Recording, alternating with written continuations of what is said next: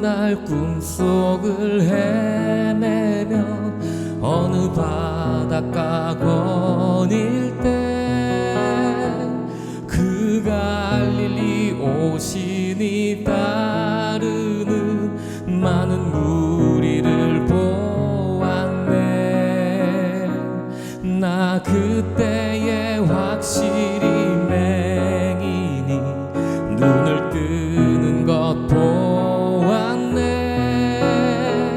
그 갈릴리 오신이 능력이 나를 놀라게 하였네. 내가 영원히 사모할 주님, 참 사랑과 은혜 넘쳐 나 배웠고 그로부터 내 구주로 섬겼네. 그 사랑의 눈빛과 음성을 나는 잊을 수 없겠네. 그 갈릴리 오시니 그때에 이 죄인을 향하여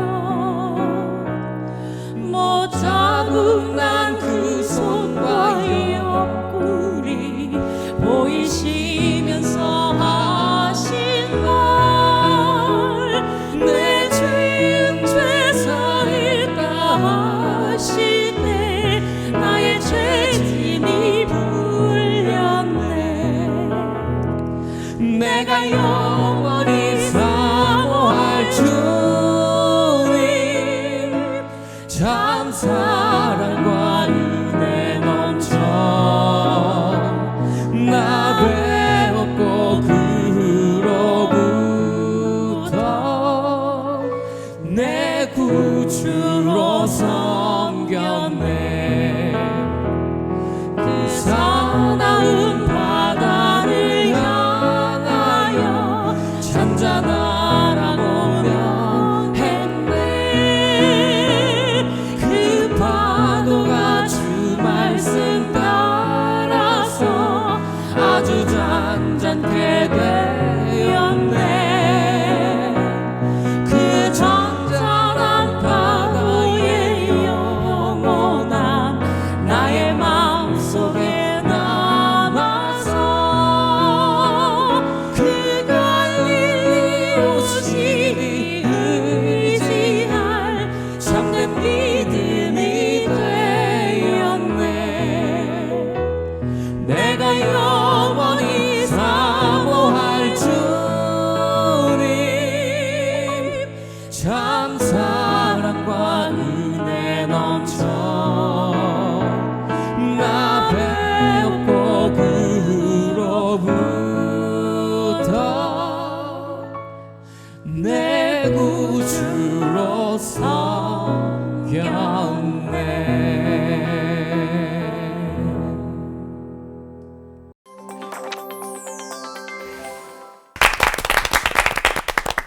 꿈속에서도 주님을 사모할 때가 있습니다. 어떻게 하면 은혜를 더 받을 수 있을까 생각을 하다 보면 여러 성경 인물들을 이렇게 따라가게 되는데요.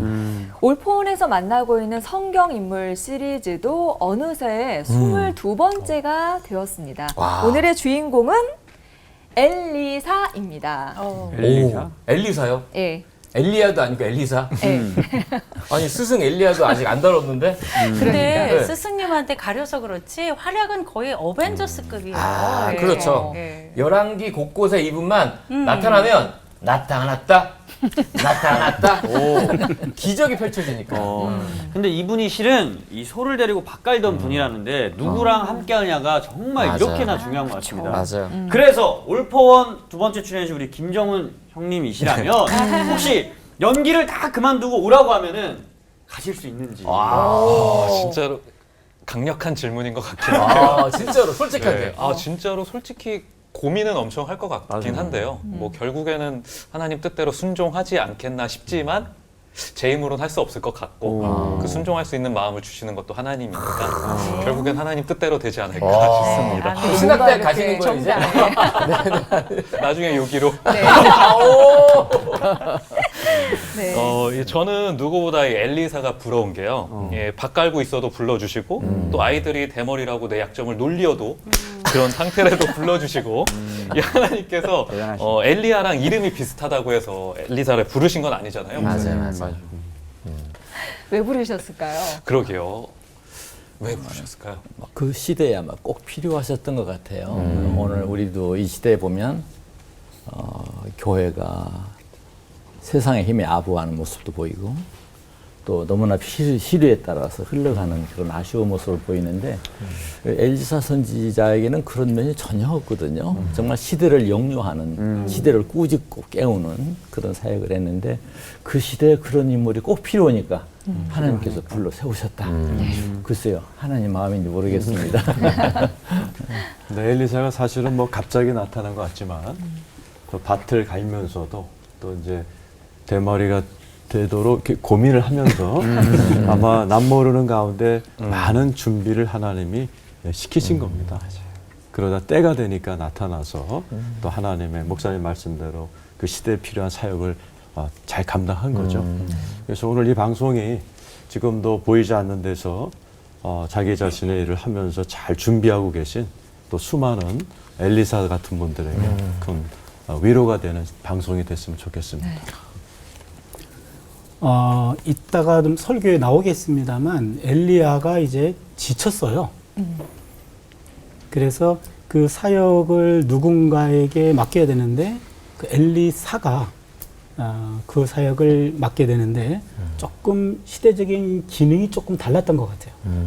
그래서 꼭 필요한 시점에 하나님이 엘리사를 사용하셨다. 그 뭐가 문제가 되는지 기대해 주십시오. 궁금증이 더 커지는 엘리사, 이 위대한 선지자 엘리야만큼 우리가 잘 몰랐던 엘리사는 어떤 사람이었는지 목사님들이 설교에서 아마 설명해 주실 텐데요. 차준희 목사님부터 설교 부탁드리겠습니다.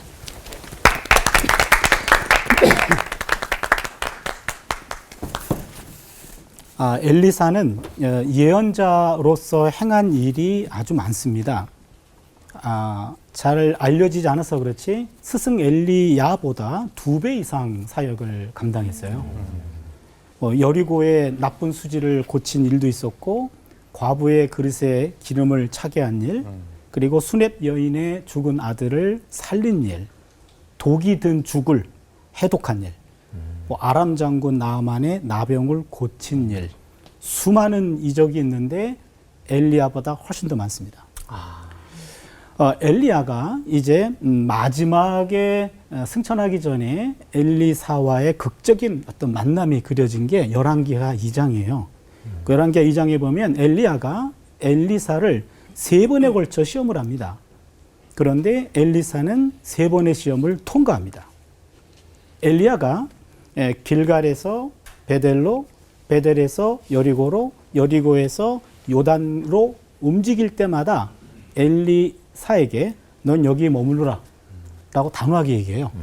그때마다 내가 당신을 떠나지 아니하겠나이다 하면서 3번에 걸쳐서 머물라니까 떠나지 않겠습니다.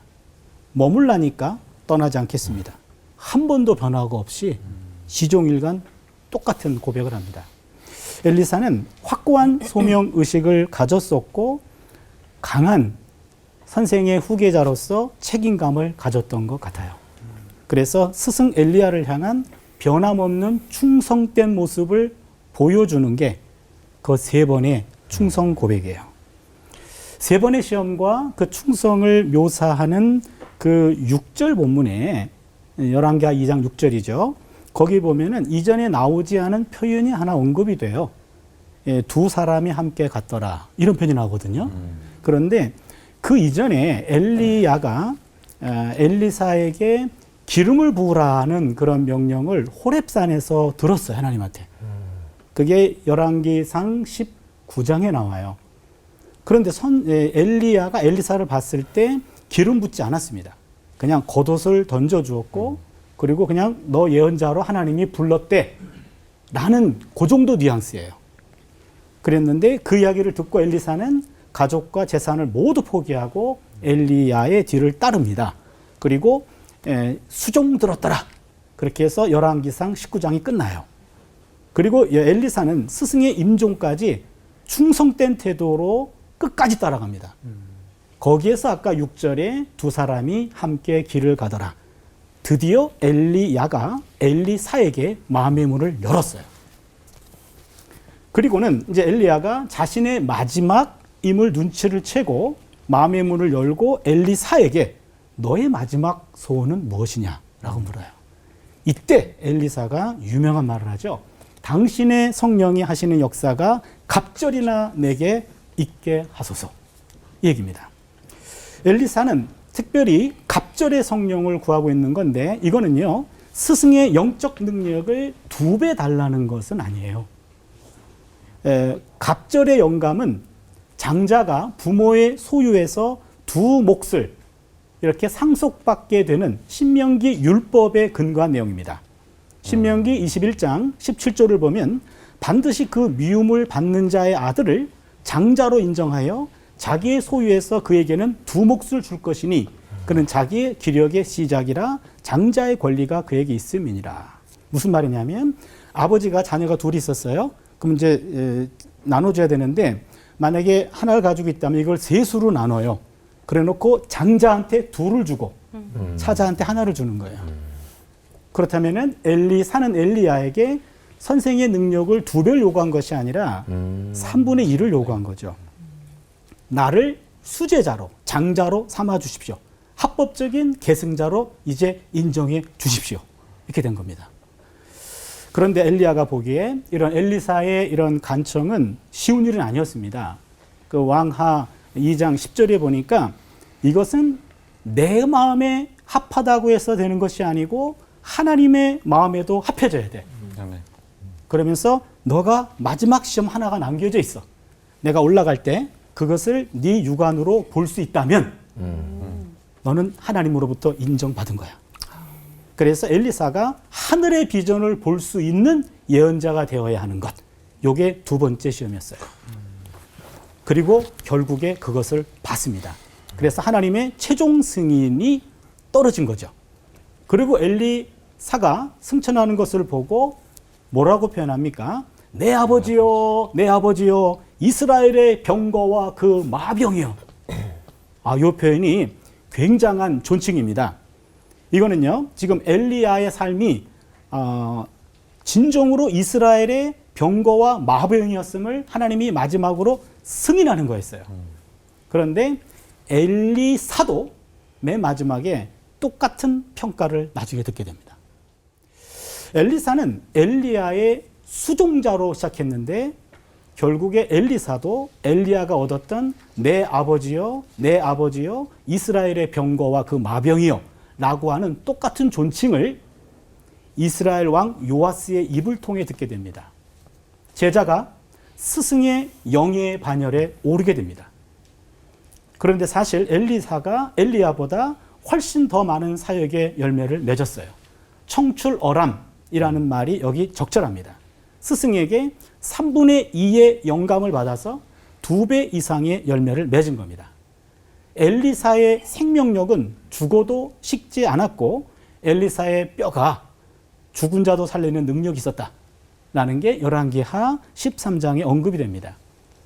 엘리사는 스승에 대한 인간적 도리를 다하고 끝까지 충성했고 그리고 하늘의 비전을 볼 수 있는 사람이었습니다. 그러기에 인간적인 충성을 다하고 하늘의 비전을 보는 자에게 하나님이 이러한 특별한 선물을 그에게 준 것은 아닐까. 우리는 엘리사의 생을 통해서 그 충성이라고 하는 그런 면과 하늘의 비전을 봐야 된다는 이 2가지 포인트를 우리가 엘리사의 사역에서 배우게 됩니다. 기도합니다. 엘리사의 하나님, 우리도 인간의 도리에 충실하고 하늘의 비전을 보며 하루하루 살아가게 하여 주시옵소서. 예수님의 이름으로 기도드립니다. 아멘. 감사합니다. 기독교 역사에 보면 영국의 메리 여왕이라는 왕이 등장합니다. 별명이 피의 여왕입니다. 왜냐하면 카톨릭 신자였고 개신교를 굉장히 핍박을 해서 많은 개신교들의 피를 흘렸기 때문에 악명이 붙은 거죠. 피의 여왕. 영국의 그 스코틀랜드라는 지역에 개신교를 학살하라는 명령을 내렸습니다. 그때 잔 낙스란 목사님이 메리 여왕의 그 거실이 보이는 그 자기 숙소에서 이렇게 기도한 게 유명하죠. 저에게 스코틀랜드를 주십시오. 아니면 저에게 죽음을 주십시오. 목숨을 걸고 기도했던 이 존 낙스 목사님의 기도를 들으셨는지 그 피의 여왕이었던 메리 여왕이 갑자기 중병에 걸려 죽게 됩니다. 그때 아주 유명한 얘기를 남깁니다. 스코틀랜드의 100만 대군보다 나는 저 존 낙스 목사의 기도가 무섭다. 그리고 죽었습니다. 결과 스코틀랜드는 무사히 개신교들이 살아났고 스코틀랜드 장로교라는 교단이 탄생하는 그러한 효시가 된 게 존 낙스 목사님의 기도였습니다. 100만 대군보다 저 목사의 기도가 무서운 사람. 오늘 엘리사가 바로 그 얘기를 듣습니다. 엘리사는 이름이 여호와는 구원이다. 예수님의 이름도 똑같죠. 예수님의 이름도 죄에서 구원이라는 뜻입니다. 예수님의 생애나 엘리사의 생애나 거의 똑같이 아주 작은 아이의 문제부터 시작해서 귀신 들린 아이의 문제부터 시작해서 전 인류의 죄 문제를 구원한 큰 문제까지 예수님도 모든 상황, 모든 문제 가운데서 구원을 베푸시는 구원자셨습니다. 즉 엘리사는 예수 그리스도의 모형이라고 하실 수가 있죠. 바로 그 예수 그리스도가 어디 계시죠? 내 안에 와 계십니다.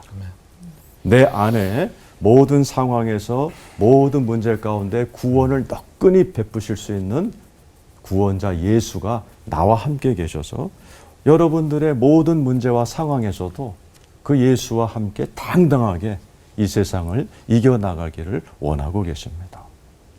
엘리사는 엘리야 스승이었던 엘리야나 엘리사나 슈퍼맨이 아닙니다. 야고보에서 보면 우리와 성정이 같은 자로다. 그래서 우리로 하여금 기도하라고 권면하면서 야고보서는 엘리야는 우리와 성정이 같은 사람이었다. 그러므로 너희가 기도할 때 의인의 간구는 역사하는 힘이 많으니 기도로 승리해라.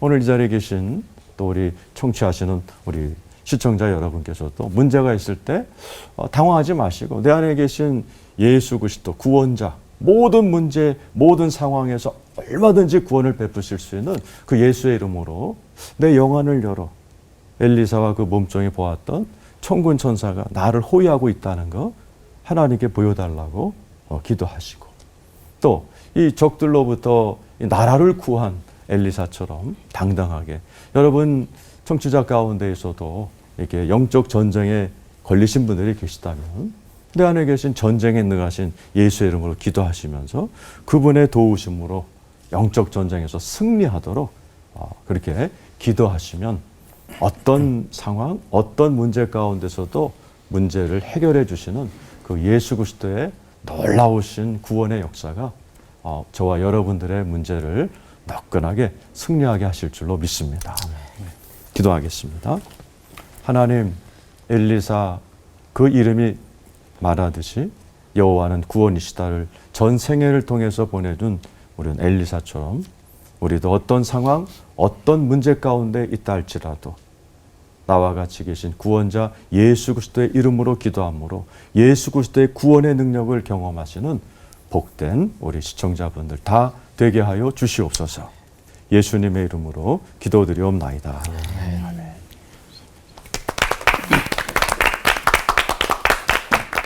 엘리야, 그러면 강하죠? 극적입니다.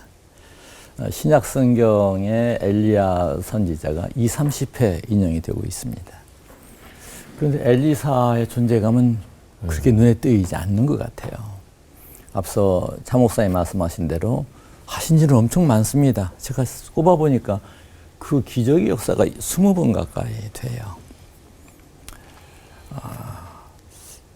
성경에 인용된 걸 보니까 단 한 번 선지자 엘리사 때 이스라엘에 많은 납병 환자가 있었을 때 그 중에 한 사람도 깨끗함을 얻지 못하고 오직 수리아 사람 나아만 뿐이었느니라.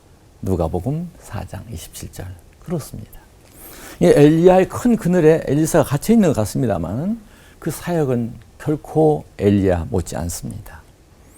한 가지 기억할 것, 앞서 이 목사님 말씀하신 대로 엘리야는 신약성경에서 주로 세례 요한으로 비견되어서 말씀하는데 그런 언급이 신약에 나와 있지 않지만은 엘리사 선지는 예수님의 사역과 매우 흡사합니다. 그래서 예수님의 사역의 예고편이다, 그런 연구들을 우리가 종종 만날 수가 있었습니다. 엘리야 궁금하죠? 또 신약성경에 있어서 많이 소개됐을 텐데요. 오늘은 까마득한 옛날로 올라가서 그 엘리사 선생님을 좀 만나고 인터뷰하려고 합니다.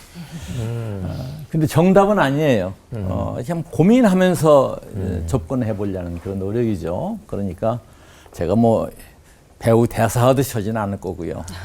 담담한 심정으로 편지 읽듯이 한번 읽어보도록 하겠습니다. 같이 고민하는 시간이 되었으면 좋겠습니다. 선지자님, 그 농사도 많이 짓고 재정도 넉넉한데 선지자 엘리야 선지자 부를 때 어떻게 그렇게 바로 따라 나설 수 있었나요? 그런 질문을 먼저 드려볼까요? 선지자님의 제자인데 어떻게 그 부르심을 거해갈 수 있겠어? 그런데 그 부르심에 내 마음이 얼마나 기뻤던지, 다만 해야 할 일이 너무 많아 겁이 났지. 봐, 아합왕의 집이 망할 것을 선언하셨잖아. 그런 큰일을 내가 어떻게 감당하겠어? 그래서 갑절의 은사와 영성을 구한 것이고, 선지자님, 배들의 작은 아이들이 대머리라고 놀릴 때 저주를 해서 42명이나 곰에 물려 죽었어요. 너무나 당연하지 않으세요? 왜 그런 질문을 하지? 하나님을 믿고 이해하려는 뜻이라면 몰라도 트집을 잡으려 들면 오해만 더 깊어질 것 같다. 오늘 너희가 그 옛날의 상황을 어떻게 짐작이나 할 수가 있을까? 어림없지. 언어의 표현도 지금 너희가 쓰는 말과는 많이 다르고 그저 하나님께서 하신 일이다, 그렇게만 기억해 두면 좋겠구나. 선지자 일을 하시면서 가장 괴로웠던 일을 좀 말씀해 주세요. 내가 아람 사람 하사엘을 쏘아보다가 운 거 생각나지? 그가 왕이 되면 이스라엘이 그에게 당할 큰 고통을 보았거든. 정말 쏟아지는 눈물을 걷잡을 수가 없었다. 그래, 너흰 예루살렘아 예루살렘아 하며 우셨던 예수님을 생각하면 이해가 좀 쉽겠지? 그리고 하나 더, 나를 돕던 게하시가 나를 거역했을 때 참 괴로웠다. 더 나아가서 그런 게하시를 저주할 수밖에 없었던 일은 너무나 힘들었다. 가장 감동 깊었던 일도 있었을 거 아니에요. 그래, 아람의 군대장관 나아만의 순종이야. 사실 나도 나아만이 중도에 포기하고 돌아가기를 은근히 바랬거든. 그런데 7번을 씻고 깨끗해졌어. 감동이었다. 오죽하면 림몬신에게 경배를 계속해야 한다는데도 평안히 가라 그랬겠어. 그건 그냥 위에서 기도해야겠다는 뜻이었지. 그리고 또 하나, 오직 주를 바라며 나를 의지한 수냄 여인도 감동이었어. 그러고 보니 둘 다 이방인이네.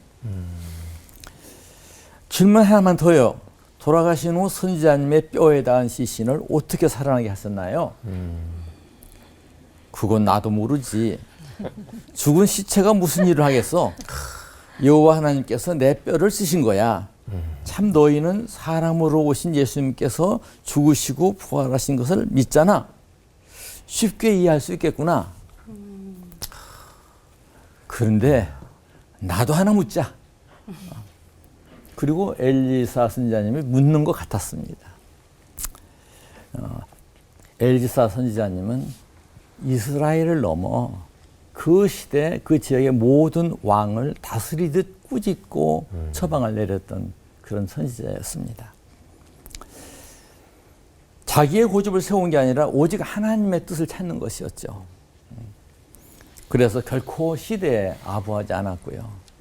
시대를 거슬려서 하나님의 뜻을 세우는 일에 최선을 경주했습니다. 오늘 우리가 사는 이 시대도 암울합니다. 어려운 일이 얼마나 많은지 몰라요. 죄송해요. 저는 뉴스를 잘 안 보려고 그럽니다. 집에서 켜면 좀 끄라고 그럽니다. 듣기 싫다고 그렇게 얘기를 합니다. 그러나 듣기 싫은 것으로 끝나서는 안 되죠. 그만큼 할 일이 많다고 하는 그런 얘기입니다. 저는 엘리사 선지자의 기록을 읽으면서 그 말씀을 읽으면서 나는 어떻게 준비되어야 할까? 나는 어디에 있어야 할까? 나는 무엇을 하며 어떻게 살아야 할까? 선지자님께서 자꾸 저를 그렇게 촉구하시는 것만 같았습니다. 기도하겠습니다. 하나님 아버지, 암울한 시대에 저희도 살고 있습니다. 이 시대에도 엘리사를 부르신 아버지께서 저희를 부르시는 줄을 알고 있습니다. 저희들의 귀를 열어서 그 부르심을 듣게 하옵소서. 예수님의 이름으로 기도합니다. 아멘.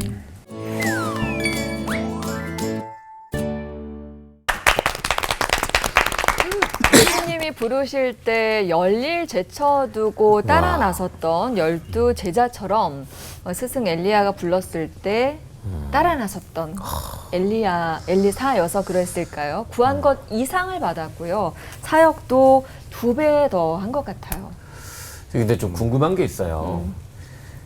사실 엘리사 보면 청출어람 그 자체잖아요. 근데 밥 갈던 그냥 평범한 농부가 어떻게 탁 불렀다 그래서 다른 거 다 제쳐두고 성령의 역사를 구하고 그러니까 엘리야를 만나기 전부터 어떤 영적인 사람이었던 건지 아니면 그 스승 엘리야와 엘리사의 어떤 돈독한 어떤 관계가 있었나? 그러니까 이전부터 뭐 알고 있었고 엘리야는 어떻게 엘리사를 선택을 했고 또 그거를 딱 받자마자 저 2배 주세요 따라가고 이게 어떻게 궁금해요 너무. 설명을 좀 해주셔야 되겠네요. 두 사람의 관계가 엘리야와 엘리사 생도의 관계로 교황이 알고 있었던 제자 중에 하나였다 이렇게 먼저 전제하고 싶고요. 그리고 엘리사가 부름 받았을 때 나선 것은 자신의 의지를 초월하는 그런 부르심 있었다, 이끌림이 있었다 이렇게 보고 싶습니다. 그리고 이제 궁극적으로는 하나님의 하나의 큰 섭리 그렇게 그리워 보여야 되지 않겠는가. 암시론 다음에는 엘리야의 이름은 여호와는 하나님이시다. 그런데 엘리사는 하나님은 구원이시다. 아주 서차가 딱 맞거든요. 그러면도 하나님의 어떤 섭리의 경영하심으로 우리가 접근하는 것도 필요하지 않겠나. 그런 생각을 가져봅니다. 본문을 좀 꼼꼼히 좀 읽어봤어요. 몇 가지 좀 짚고 넘어갈 것들이 좀 눈에 들어왔어요. 먼저 그 엘리사의 청출어람. 우리가 아까 설계에서도 그리고 두 분 목사님도 말씀 많이 해주셨는데 엘리야의 능력의 3분의 1을 받았고 그러니까는 엘리사는 다른 제자들보다 2배 이상을 받은 거죠. 네. 그런데 엘리야의 사역에 2배 이상을 남겼단 말이에요. 확실히 청출어람이죠. 그리고 밥 갈던 평범한 농부였다. 그렇게 성경이 나오거든요. 열왕기상 19장 하반절에 그런데 부유한 집안 출신이었어요. 어떻게 할 수 있냐면 12겨릿소를 가지고 밭을 갈았어요. 12겨릿소라고 하면은 24마리예요. 24마리 소를 가지고 밭을 가는데 맨 마지막에 서서 밭을 갈았거든요. 그럼 24마리를 농사 짓는 집에 종들이 있었고 앞에 있었고 맨 뒤에 컨트롤하면서 같이 농사를 짓는 거예요. 금수저네, 금수저. 그렇죠. 안정된 가정생활. 그리고 특별히 또 부모님들에게 마지막 인사를 해야 됩니다. 라는 따뜻한 가정의 어떤 뼈대가 서 있는 그런 안정된 가정생활과 사회생활을 누리던 사람이었어요. 근데 그 부르심에 결단하고 그 다음에 한 겨릿소 2마리를 제사를 지내요. 그 다음에 소의 기구를 다 불살립니다. 지금까지 자기 작업 도구를 다 소각시켜요. 지금까지의 삶을 청산합니다. 이게 너무 멋있어요.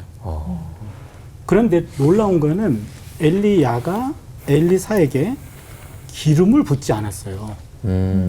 원래 기름 부으라 그랬어요. 근데 기름 붓지 않았어요. 그냥 옷만 던져서 너 예언자 하란다 이런 식이에요. 분위기가, 뉘앙스가. 그리고 견습생으로 불러요. 열왕기상 19장 21절을 보니까 수종들더라 그렇게 나와요. 그 잘 살던 사람이 그 엘리야가 와가지고 뭐 나한테 밑에서부터 바닥부터 겨 이렇게 된 거예요. 청소부터 해 이거. 네, 성소부터 해. 수종 들었어요. 그까지가 이제 이 19장의 마지막이거든요. 근데 엘리야가 19장에서 갈멜산 사건에서 하나님께 사표를 던지거든요. 내가 다 이겼는데 이세벨이 나를 죽이려고 하고 나는 도망쳐서 생명을 부지해야 돼. 이게 꼴이 뭡니까? 더 할 일도 없는데. 사표 수리하러, 사표를 제출하러 호렙산에 간 거예요. 근데 하나님이 사표를 반려했어요. 반려하고 너가 아직 할 일 있어. 세 가지. 아람 왕 하사엘에게 기름을 부어서 네. 아람의 왕권을 교체하라. 둘째, 엘리사에게 기름을 부어 후계자를 선임하라. 셋째, 예후 장군을 왕으로 세워서 아합 왕조를 심판하라. 이 세 가지였어요. 그랬는데 세 가지 중에 하나도 안 했어요. 엘리야. 그렇잖아요. 하나님 말 잘 안 듣네요. 아, 이게 왜 그랬을까, 엘리야가?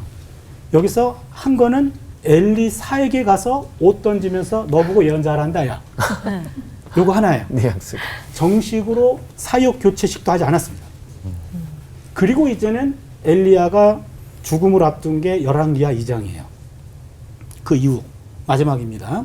죽음을 앞두고 이제 후계자 마지막 시험을 이렇게 치르고 있는 건데 그때 길갈에서 베델로, 베델에서 여리고로, 여리고에서 요단으로 계속 장소로 이동해요. 아, 이 양반이 왜 돌아가시기 전에 무슨 버킷리스트라도 있었나? 그렇게 돌아다니나 싶었어요. 그랬는데 추정하기로 아마도 베델과 여리고 여기에 엘리야의 제자들이 있었던 것 같아요. 거기서 선지자 무리들이 있거든요. 그래서 거기를 돌아다니면서 마지막으로 이제는 제자들의 얼굴을 보고 이제 하늘 승천을 준비하고 있는 거죠. 그때까지도 엘리야는 엘리사에게 마음의 문을 안 열었던 것 같아요. 여기 머물라 그랬거든요. 따라가겠습니다. 갔어요. 머물라니까 따라가겠습니다. 머물라니까 따라가겠습니다. 세 번째, 그 6절에 와가지고 달라요. 성경의 표현이. 두 사람이 가니라. 두 사람이라는 말은 쉐네이라 그래가지고 함께. 특별히 두 사람을 찝은 거예요. 그리고는 7절에 두 사람이 요단강에 서 있더라. 8절에 두 사람이 마른 땅 위에 건너더라. 여기서 엘리야는 엘리사를 인정한 거예요. 드디어 마음에 있는 말을 이제 하기 시작한 겁니다. 아, 됐네. 끝까지 충성되게 떠나지 않는 거죠. 그리고 나서 이제는 엘리야가 엘리사에게 묻죠.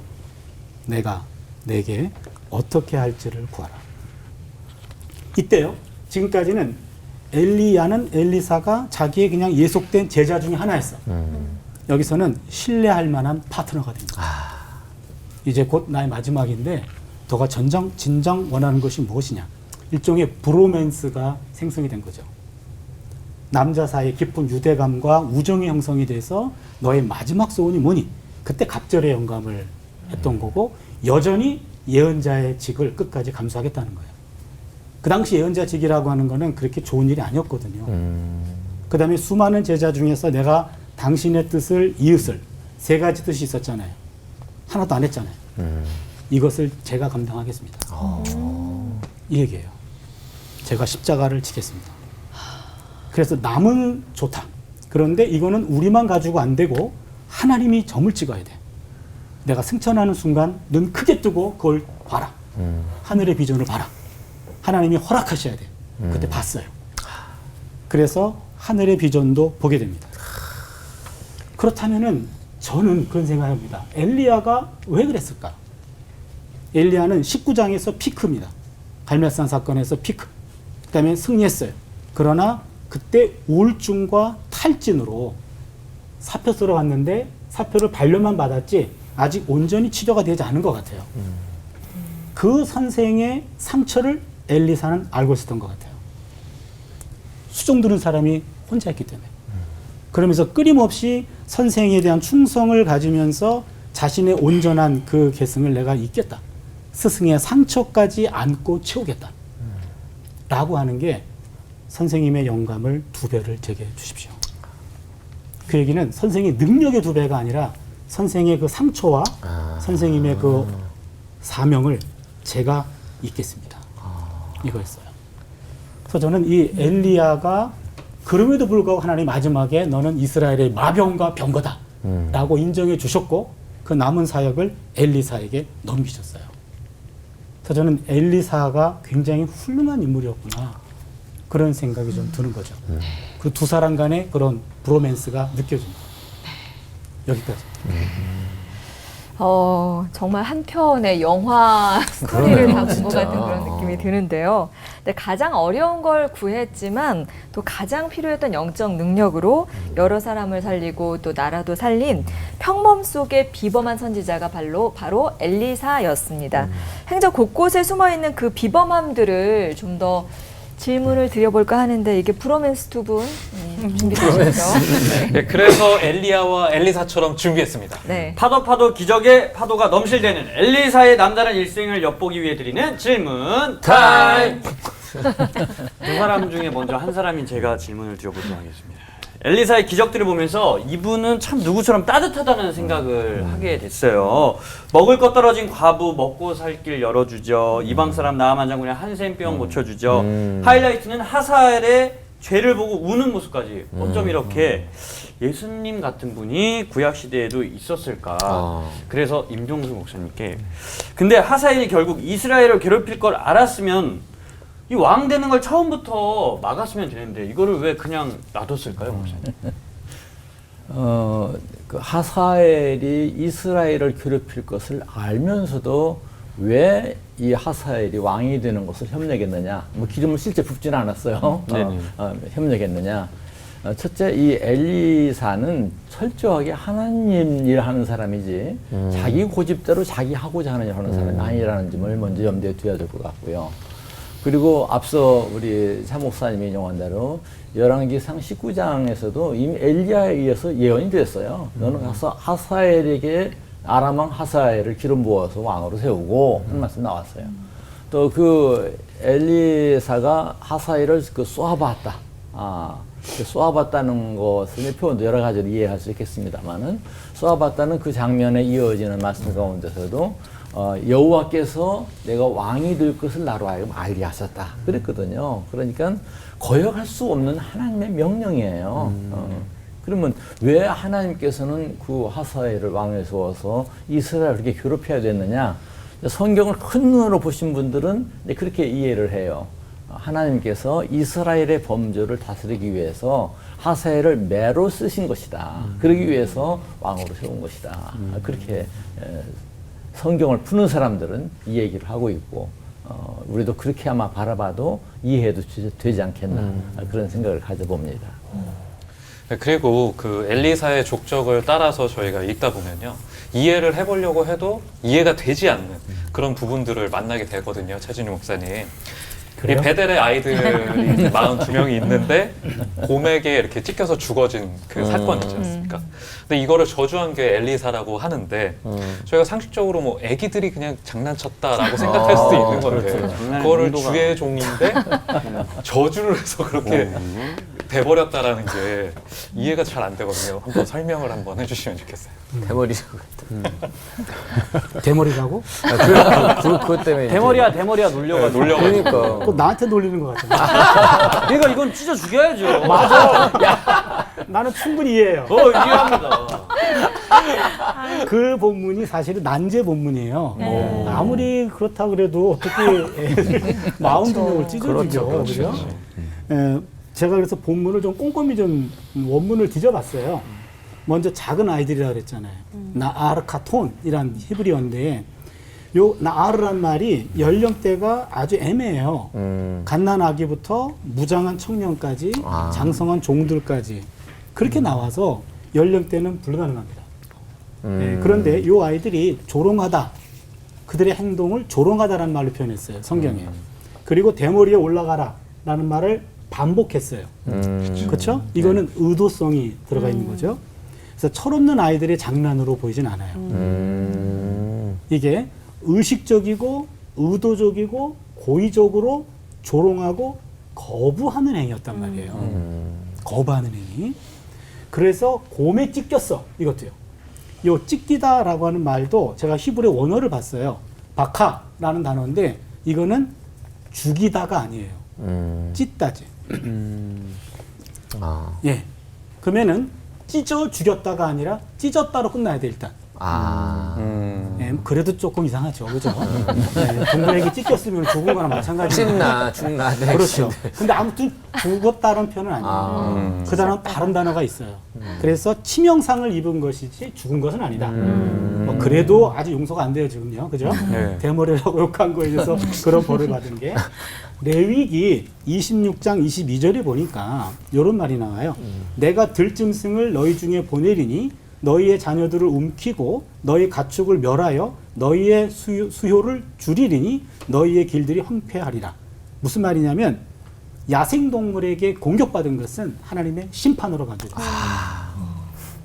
그러면은 앞에 있는 것들은 조금 이해가 안 되지만 결과로 보면은 그것은 하나님의 심판이었다고요. 그렇죠? 그렇다면은 이 조롱꾼들의 잘못에 대한 하나님의 심판이에요.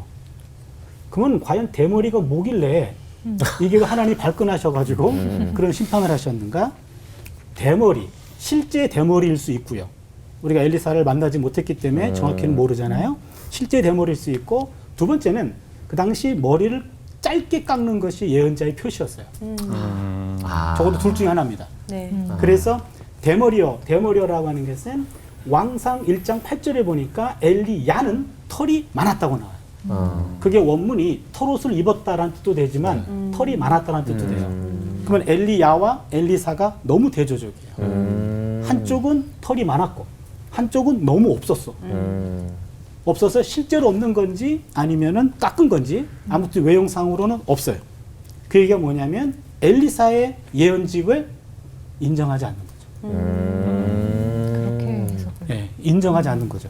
그래서 최소한 예언자의 권위와 능력을 의심한 행위가 바로 그 대머리를 공개적으로 조롱한 거죠. 그렇다면 이 시대는 하나님의 예언자로서의 권위가 도전받는 시대였어요. 이걸 그냥 뒀다간 이제 이후에 엘리사의 사역은 다 무너지는 겁니다. 이때 뭔가 찝어주지 않으면 엘리사의 사역은 아무런 의미가 없죠. 근데 엘리사가 대머리 사건 이전에 여리고에서 죽음의 물을 생명의 물로 바꾸는 기적을 행합니다. 구원을 행했어요. 그리고 두 번째 사건이 베델에서의 사건이에요. 그 어린아이들이 대머리라고 놀린 것은 베델입니다. 그 베델이라고 하는 것은 거기에 산당을 지었고 우상숭배 본상지예요. 야훼 예언자들을 의도적으로 거부하는 곳입니다. 이런 거부의 물결이 차 있는 그 지역을 어떻게 볼 것인가? 그들은 예언자의 등장을 반기지 않았고 오히려 집단적으로 거부했던 것이에요. 그거에 대해서 하나님이 단호하게 경고하는 겁니다. 하나님의 말씀을 거부하거나 불경하거나 경솔하게 대하는 자에게는 이와 같은 일이 생긴다. 그래서 엘리야는 아까 말씀하셨듯이 야 하나님은 나 하나님이라는 뜻이고 리는 나의라는 말이에요. 야 야훼다. 여호와는 하나님이시다. 이것을 확립하는 시기였어요. 바알이 아니고 여호와가 하나님이야. 이걸 확립하는 것이 엘리야의 소명이었고 엘리사는 하나님은 구원이시다. 이제 그 하나님이 구원의 하나님으로 일을 하실 텐데 주로 살려요. 엘리사가. 기적을 행하면서 그러나 때로는 심판도 하신다. 그걸 보여주는 것이 요 사건이에요. 그래서 엘리사가 여기서 이거를 그냥 그냥 묻고 넘어갔다간 예언자의 권위가 추락되는 사건이기 때문에 이런 결과가 나왔다고 볼 수 있겠습니다. 아무리 철이 없어도 대머리하고 놀리면 안 되겠네요. 탈모인들이 싫어요. 또 질문 드리도록 하겠습니다.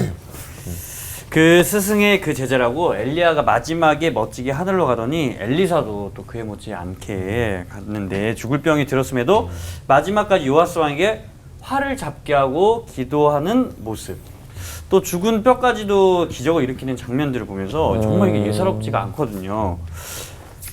어떻게 이런 건지 이건우 목사님께. 네네. 그 엘리사는 예수님의 구약의 모형이라고 볼 수 있습니다. 그 엘리사가 죽으면서 요아스 왕에게 화살을 주죠. 네. 땅을 쳐봐라. 근데 딱 3번만 쳐요. 그러니까 엘리사가 화를 내죠. 7, 8번 쳤으면 아람 왕을 7, 8번 쳐서 끝낼 텐데 왜 3번만 치느냐 하면서 당신이 아람 군대를 3번 칠 것입니다. 그리고 엘리사는 죽지만 엘리사는 죽어도 엘리사가 남긴 그 말, 왕이 3번을 쳤기 때문에 아람과의 전쟁에서 3번만 이긴다. 이게 그대로 이루어집니다. 마치 성경이 우리에게 주는 메시지죠. 엘리사도 선지자라 하나님의 말씀을 대언했지만 엘리사는 죽어도 그 말씀은 살아있어서 그대로 역사가 흐르는 것처럼 선지자이며 왕이시며 제사장인 예수가 이 땅에서 남긴 모든 말은 그대로 이루어진다. 예수님 돌아가셨지만 말씀대로 사흘 만에 부활하셨죠. 말씀하신 대로 보혜사 성령님이 오셨죠. 이제 남은 건 재림하시는 거 남았습니다. 반드시 그거 이루어진다라는 거를 엘리사를 통해서 하나님의 말씀이 반드시 이루어진다는 걸 말씀하는 거고 또 엘리사가 죽어서 이렇게 장례식을 하던 도중에 모압 도적이 오는 바람에 무덤에다 이렇게 시체를 불경스럽게 이렇게 급하게 넣죠. 그때 시체가 벌떡 일어나는. 그것도 예수님의 모형이죠. 예수님도 십자가에서 도적들에 의해서 돌아가셔서 십자가에서 마지막 운명할 때 예루살렘에 있는 무덤들이 터져서 무덤에서 사람들이 일어나서 성으로 들어가는 장면이 나오거든요. 이건 뭐냐? 부활이신 예수 그리스도를 상징하는 것이죠. 그래서 엘리사의 그러한 모습은 예수 그리스도의 사역과 연결되어 있고 예수님은 지금도 살아서 우리에게 계속해서 구원을 베풀고 계시다. 이것을 엘리사와 빗대서 우리에게 말씀해주고 계신 것 같습니다. 하나님은 구원이시다라는 이름의 뜻처럼 여호와의 구원하심을 펼치셨고요. 여호와의 구원의 화살을 또 쥐어주고 떠난 엘리사입니다. 진짜 끝까지 책임지는 주님의 사명자로 살다 간다는 것이 어떤 것인지를 이렇게 제대로 보여주는 하나님 역사의 끝판왕인 것 같아요. 이런 인물. 근데 요즘은 어딜 가면 좀 만날 수 있을까요? 어디 가면 만날 수 있는지 정말 전화번호 있으면 당장 전화번호 하나 따고 싶어요. 제가 전화 이때 하나 알려드릴게요. 알고 계시는 분이 여기 계시네요. 예. 어디선가 나타나서 도와줄 것, 우리를 살릴 것만 같은 믿음의 사람들. 예. 분명히 목사님들에게도 엘리야와 엘리사 같은 분들이 계신데 그런 분들이 누구실지 예, 소개해 주시면 좋을 것 같고요. 목사님의 엘리야가 갑절로 주신다고 하면 받고 싶은 게 무엇인지 또 나눠주시면 좋겠습니다. 저는 좀 둔해요. 그래서 성령님의 역사 거기까지 저는 못 가겠고요. 영적인 민감함 그거 좀 소망하고 있어요. 영적인 민감함을 가지게 되면 시대를 보는 하나님의 마음 눈도 가지게 될 것 같고 우리의 이웃 사람들을 보는 하나님의 마음 눈도 가지게 되지 않겠느냐. 이제 늙어서 그런지 좀 사랑하고 싶어요. 미움은 제발 나에게 없어졌으면 좋겠고 그래서 난 미움이라는 표현을 쓰지 않고 내가 누구를 미워하는 것 같다고 하면 그건 노여움이지 미움은 아니다. 이제 그런 표현을 종종 쓰거든요. 그러니까 하나님의 영적인 민감함. 그리고 한 가지 우리가 좀 여기서 좀 덧붙여서 주의할 말씀드린다면 오늘 목사님들은 그렇게 말씀 안 하셨는데 가끔 엘리사 얘기할 때 갑절의 성령을 받게 해주세요. 그런 표현을 들을 때가 있어요. 그때는 좀 아쉬워요. 성령님을 인격적인 성령님을 상당히 물질적으로 판단해버리지 않나. 그래서 그 갑절의 성령을 주세요. 이것은 아니다. 이런 생각이 듭니다. 저는 영적 민감함. 그게 그렇게 좀 깨워져 있으면 좋겠다. 그런 소망을 가지고 삽니다. 네. 역시 목사님들은 그러니까요. 참 남다른 걸 소망하시는구나라는 걸 깨닫게 되는데요. 나도 모르는 새 나를 도와주고 또 울어주는 사람 그때도 있었고 아마 지금도 있을 텐데 오늘 엘리사 이야기를 들으면서 나도 좀 누군가의 엘리사가 맞아. 돼 본다면 참 좋겠다. 마음 먹게 되는 그런 참 마음 따뜻한 시간이었습니다. 자, 오늘 받은 은혜 한마디씩 정리하면서 마칠 텐데요. 우리가 몰랐던 엘리사는 나에게 우리에게 한마디로 네모다. 차 목사님 네모 안에 뭘 넣으실까요? 충성. 충성. 스승의 상처를 보듬고 임종까지 충성했던 것. 충성. 저는 엘리사는 이름 그대로 살다 가신 것 같아요. 여호와는 구원이시다. 모든 상황, 모든 문제 가운데서 하나님의 구원을 이렇게 풀어놓으신 이름 그대로 살다 가신 분.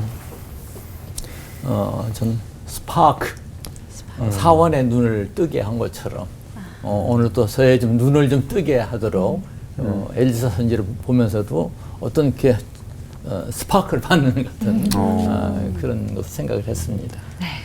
자, 우리 올포원 가족분들은 어떻게 다가왔나요? 저는 저한테는 우리가 몰랐던 엘리사는 한마디로 우리다 혹은 서로다. 그냥 뭐 엘리사와 엘리야의 관계에 더 약간 집중하게 되면서 내가 또 누군가에겐 엘리야처럼 내가 또 누군가에겐 엘리사처럼 뭔가 하나님께로 인도할 수 있는 선한 도구로 쓰일 수도 있겠구나라는 생각이 들어서 그런 것 같습니다. 저는 두피는 닮지 말고 모습은 닮아가야겠다라고. 끝? 네. 한마디. 두피는 닮지 말고 모습은 닮아가야겠다. 네. 네. 우리가 몰랐던 엘리사, 저는 다시 보기. 왜냐면 관계에 있어서도 가려져 있었지만 다시 자세히 보니까 굉장히 진지하고 진중하고 정말 진실된 사람이었다라는 것을 알게 되면서 저희들도 겉모습을 보는 게 너무 일반적으로 되어 있어서 자세히 한번 보면 이런 모습이 있었네. 자세히 보니까 이런 능력도 있었네. 그렇게 다시 바라보기 하는 좋은 계기가 되지 않을까라는 생각이 들었습니다. 네. 저는 우리가 몰랐던 엘리사는 한마디로 로또다. 로또다. 그러니까 이 엘리사에 대한 이 말씀이 진짜 로또 같은 말씀이기도 했었어요. 저 오늘 시간이. 근데 그런 의미도 있지만 인생 역전은 물질이 아니라 그러니까 다 내어버리고 하나님과 동행하는 이 삶이 진짜 인생 역전이 아닐까. 엘리사의 모습이. 그래서 인생 역전은 로또다. 네. 자, 오늘 끝인사는 어떤 상황에서도 다른 사람을 살리는 이 엘리사 정신으로 힘차게 외치면서 마치도록 하죠. 네. 은혜가 갑절이 되는 따뜻한 세상을 바라며 하나 되는 시간 울보.